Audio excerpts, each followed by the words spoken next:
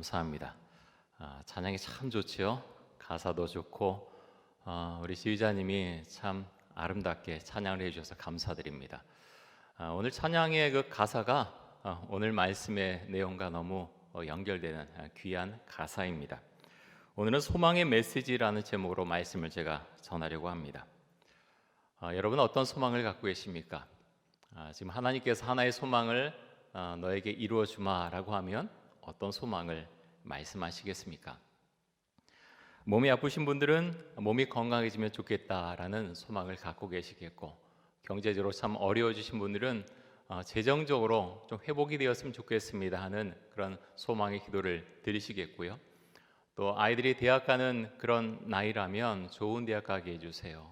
아니면 이제 대학을 졸업하고 또 고등학교를 졸업하고 사회 진출하게 되면 좋은 직장 가게 해주세요. 좋은 분들 만나게 해주세요. 기도하겠지요. 또 배우자를 위해서 기도하면 그런 자녀들 좋은 배우자 만날 수 있게 해주세요. 또 결혼한 다음에 정말 행복하게 살고 아이도 잘 낳게 해주세요.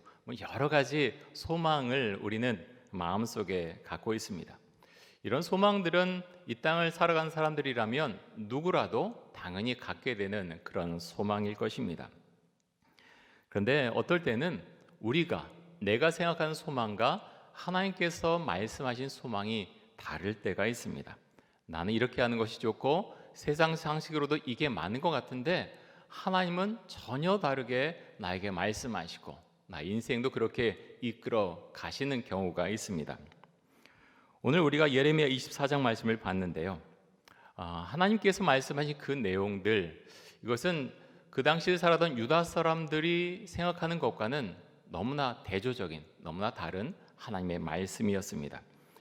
1절에 보면 예레미야가 하나님께로부터 환상을 받은 시기가 언제였던가 하는 것을 1절에서 우리가 알 수가 있는데요. 1절 말씀에 보면 이렇게 말씀합니다.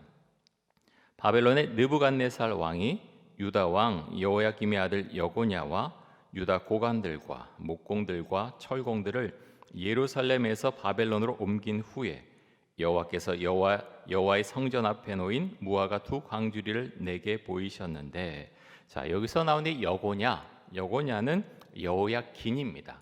여호야김의 아들 여호야긴의 다른 이름이 여고냐죠. 그런데 바벨론의 느부갓네살 왕이 유다를 공격해서 유다 왕 여호야김의 아들 여호야긴과 유다 고관들과 목공들과 철공들을 바벨론으로 사로잡아 갔다고 했습니다. 그때가 주전 597년입니다. 선지자 에스겔, 우리가 요즘 새벽 기도회 때 에스겔서를 보고 있죠. 에스겔도 이때 끌려갔습니다. 주전 597년이죠. 그런데 이 일이 있은 후에 하나님께서 예레미야에게 환상을 하나 보여주었습니다. 그 환상은 여호와의 성전 앞에 놓인 무화과 두 광주리에 대한 환상이었죠. 이어서 2절에 보면 이 광주리에 대해서 이렇게 말씀합니다. 한 광주리에는 처음 익은 듯한 극히 좋은 무화과가 있고 한 광주리에는 나빠서 먹을 수 없는 극히 나쁜 무화과가 있더라. 자, 광주리가 두 개가 있는데요. 한 광주리는 좋은 무화과가 담겼고 다른 광주리는 먹지 못하는, 버려야 되는 그런 나쁜 무화과가 담겼다라고 말씀합니다. 무엇을 의미하는 것일까요? 5절에 보면 계속해서 이것에 대해서 이렇게 설명을 하고 있습니다. 이스라엘의 하나님 여호와께서 이와 같이 말씀하시니라. 내가 이곳에서 옮겨 갈디아인의 땅에 이르게 한 유다 포로를 이 좋은 무화과 같이 잘 돌볼 것이라. 자, 갈디아인의 땅에 옮겨간, 다시 말해서 바벨론이죠. 바벨론 땅으로 옮겨간 이 유대인들, 포로 잡혀간 유대인들을 이 좋은 무화과 같이 주님께서 어떻게 하신다고요? 잘 돌볼 것이라 말씀합니다. 다시 말해서 바벨론에 포로 잡혀간 그 유대인들이 극히 좋은 무화과다. 주님께서 이렇게 말씀하시는 것입니다. 유다 사람들은 나라가 멸망하기 전에도 크게 두 번 바벨론으로 포로로 잡혀갔었는데요. 한 번은 주전 605년이고 또 한 번은 주전 597년입니다.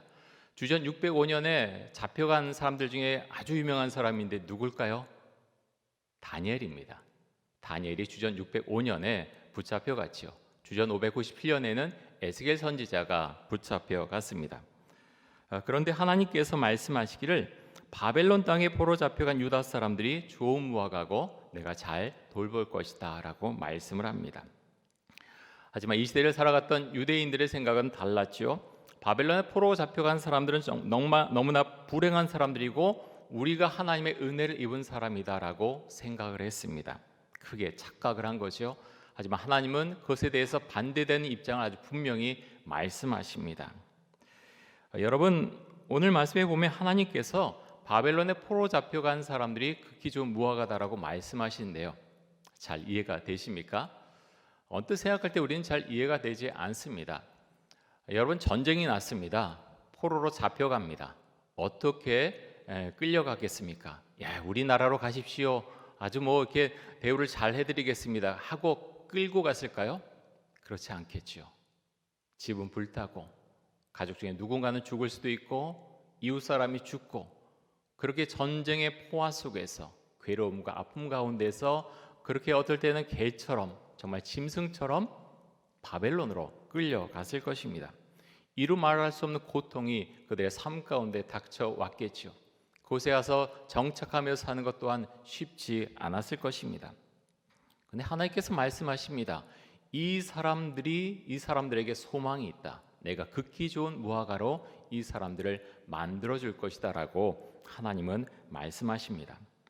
근데 반면에 예루살렘에 남아있거나 애굽 땅으로 도망간 자들은 나쁜 무화과 같다라고 말씀을 하십니다. 8절 말씀 보겠습니다.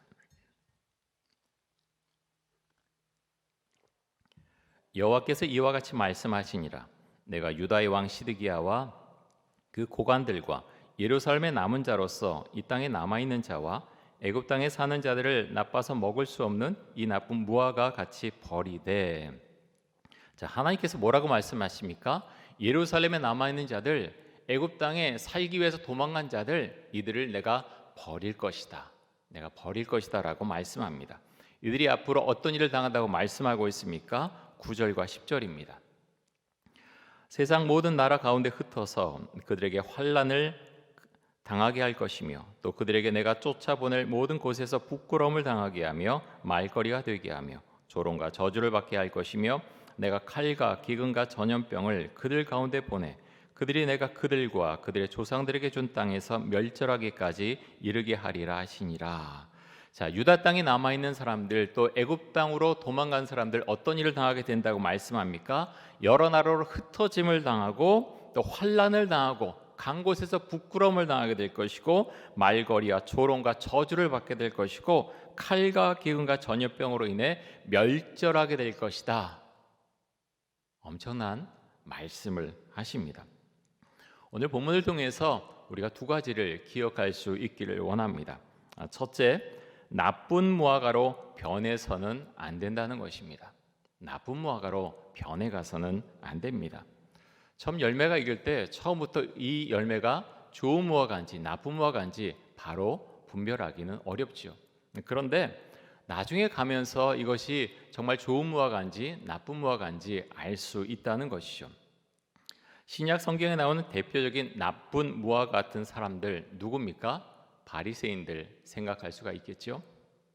근데 바리새인들이요, 우리가 굉장히 나쁜 것만 성경에서 많이 보는데 바리새인의 역사를 보면 그렇지 않습니다. 바리새인들은요, 다른 사람들은 그 신앙을 피하고 우상 앞에 절하고 현실과 타협하는데 바리새인들은 그렇지 않았습니다. 우리는 하나님을 위해서 죽겠습니다. 그들은 고백했고요, 실제로 많은 사람이 죽었습니다.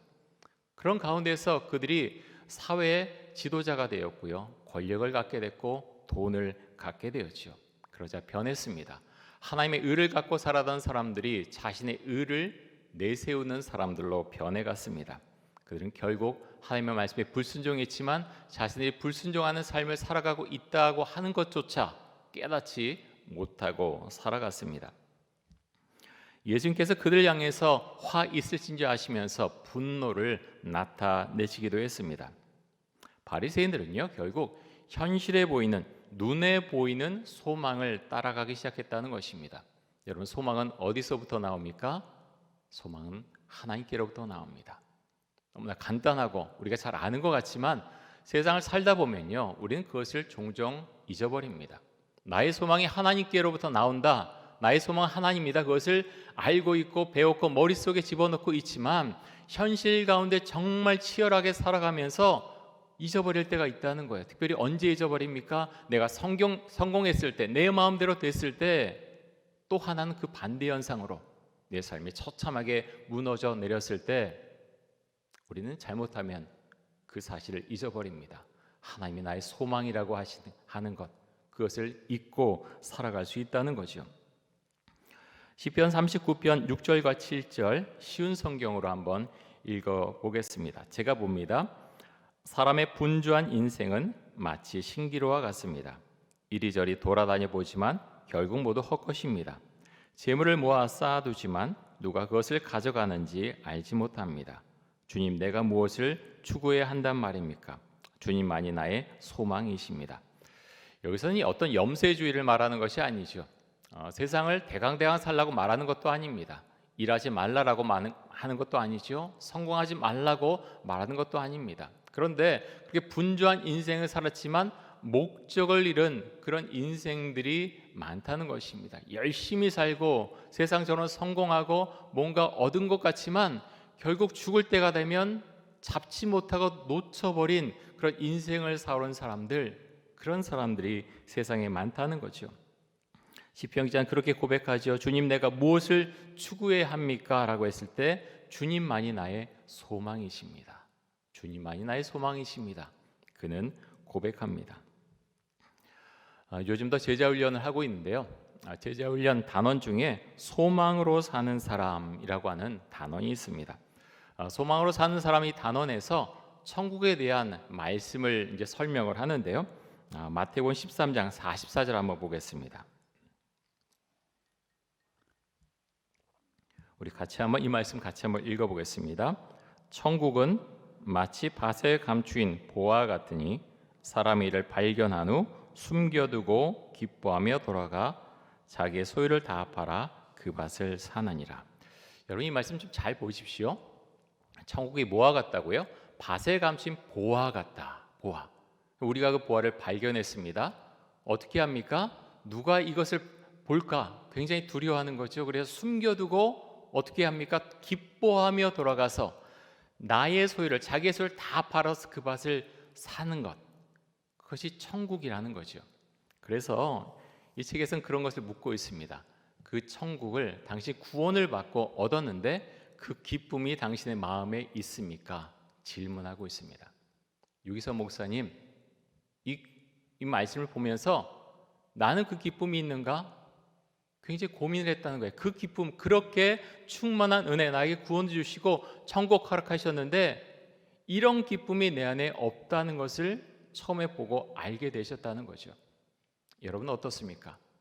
여러분이 구원의 은총을 받았다 그러고 구원을 고백하고 믿음을 가지고 천국을 선물로 주셨는데 내가 죽으면 난 천국 갈 수 있다는 그런 은혜를 주셨는데 정말 그런 기쁨이 우리 안에 있습니까? 그것은 소망이고 은혜죠. 근데 많은 사람들이 그것을 잊고 살아간다고 하는 것입니다. 만약 그런 기쁨이 내 안에 없다면 그런 기쁨이 없는 이유는 무엇이겠습니까? 오늘 말씀 가운데서 예레미야 24장 통해서 기억하기 원하는 두 번째는요, 하나님께 순종할 때 좋은 무화과가 된다는 것입니다. 하나님께 순종할 때 좋은 무화과가 될 수 있습니다. 우리가 좋은 무화과처럼 정말 하나님께서 기뻐하시는 사람이 되려면 그 방법은 단 한 가지인데요. 그것이 무엇인가 하면 하나님의 말씀을 우리가 믿고 순종하는 것입니다. 예레미야 같은 선지자들을 여러 명 보내셔서 하나님께서는 바벨론에 항복하라고 말씀하셨습니다. 하지만 유다 왕들 그리고 고관들 그리고 대부분의 유다 사람들은 그 말씀을 받아들이지 않았습니다. 왜 받아들이지 않았습니까? 다른 이유 없습니다. 하나님을 그동안 제대로 믿고 살아오지 않았고 하나님이 누구신지 알지 못했고 하나님을 믿지 않기 때문에 그 말씀을 받아들이지 않은 것입니다. 내 생각은 그렇지 않고 우리의 역사는 그렇지 않고 내가 생각하는 바는 그렇지 않은데 이 말을 어떻게 내가 받아들이느냐라고 하면서 그것을 거부했던 것이죠. 여러분, 우리가 코로나 바이러스로 인해서 참으로 많이 변한 이 세상을 살아가고 있습니다. 위드 코로나를 해야 된다라고 지금 참 많이 말하고 그렇게 실행하고 있는 나라들도 있습니다. 이런 시대 우리에게 주시는 하나님의 메시지는 무엇입니까? 사람들은 다른 것을 찾아서 많이 나아갑니다. 우리가 기억할 수 있기 원합니다. 하나님이 우리의 소망이십니다. 하나님이 우리의 소망이십니다. 예레미야 24장 5절에서 7절까지 말씀 한번 보겠습니다. 이스라엘의 하나님 여호와께서 이와 같이 말씀하시니라. 내가 이곳에서 옮겨 갈대아인의 땅에 이르게 한 유다 포로를 이 좋은 무화과 같이 잘 돌볼 것이라. 내가 그들을 돌아보아 좋게 하여 다시 이 땅으로 인도하여 세우고 헐지 아니하며 심고 뽑지 아니하겠고 내가 여호와인 줄 아는 마음을 그들에게 주어서 그들이 전심으로 내게 돌아오게 하리니 그들은 내 백성이 되겠고 나는 그들의 하나님이 되리라. 여러분, 하나님께서 무엇을 사람들에게 말씀하십니까? 나를 더 알길 원한다. 여호와를 더 알길 원한다.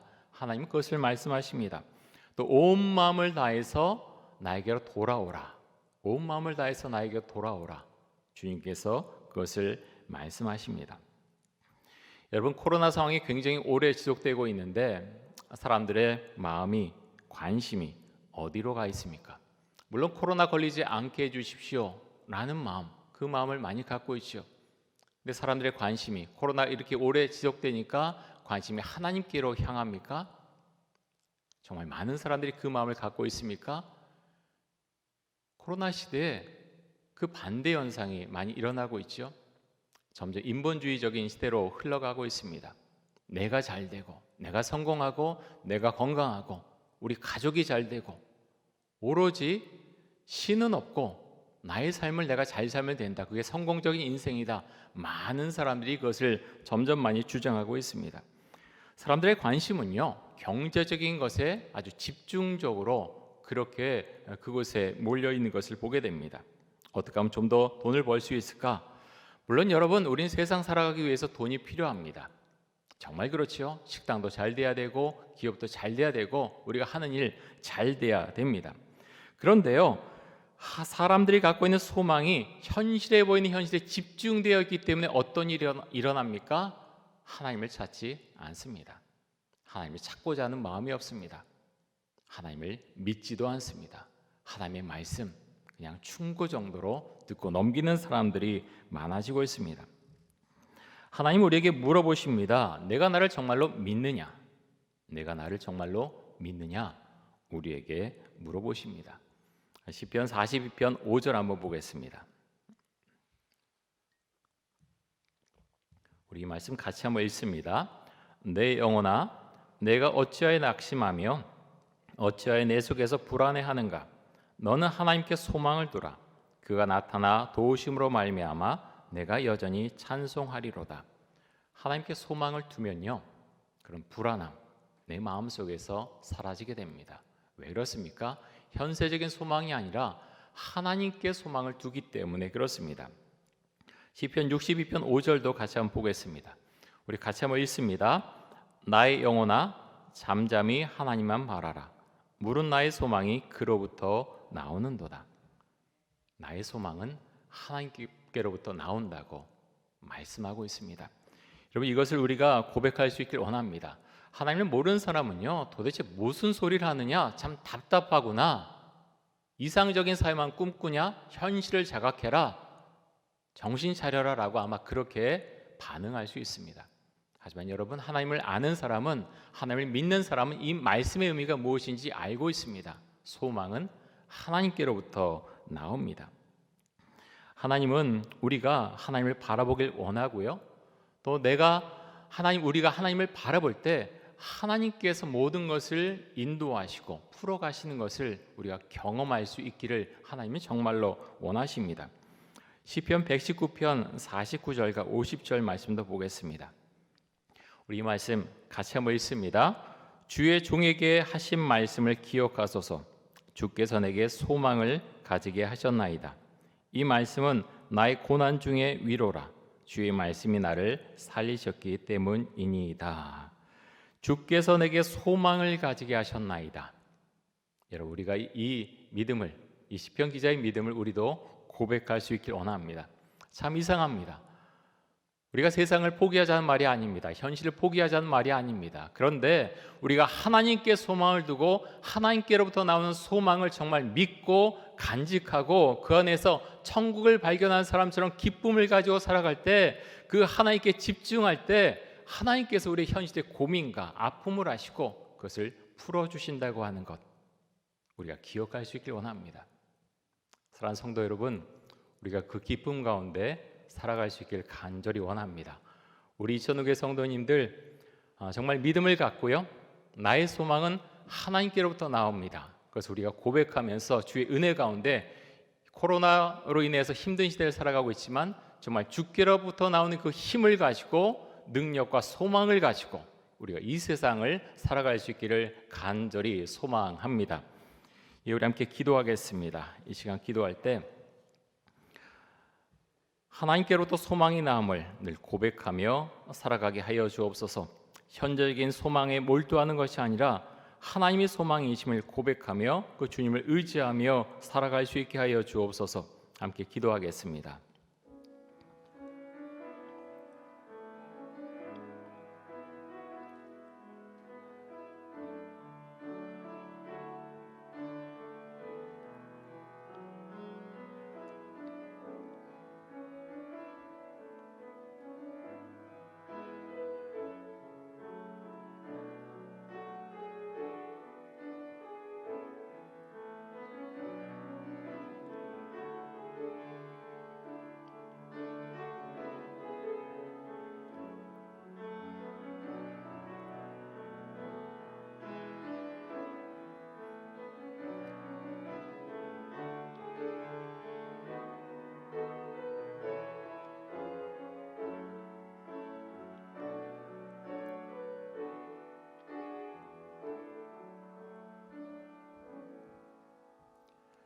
하나님께서 우리의 소망이심을 주 앞에 고백하고 또 주님께 나아갈 수 있길 간절히 원합니다.